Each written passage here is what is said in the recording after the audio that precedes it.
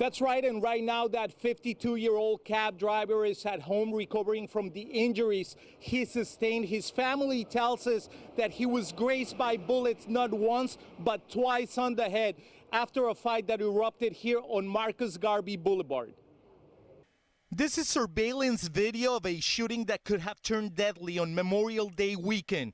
It all happened on broad daylight after a scuffle that witnesses say began in one of the aisles of this Bed-Stuy supermarket and was carried onto the street.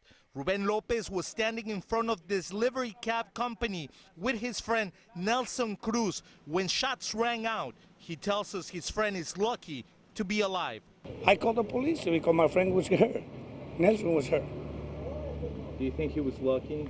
Yes, he was lucky. The doctor said he's lucky. According to police, Cruz was taken to Kings County Hospital after being grazed in the head by bullets. His daughter, too afraid to speak to us on camera, tells us he's recovering from his injuries. He's blessed because had he dropped the inch, or had he dropped a second later, an inch before or an inch after, he would have got hit, and that would have been it. We would have been having to bury him. According to NYPD, a homeless man was arrested after the shooting. He has been identified as 22-year-old Kenneth Morris, who has a prior history with law enforcement, including a felony assault arrest. How's he feeling right now?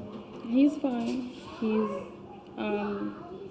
just resting, trying to take it easy.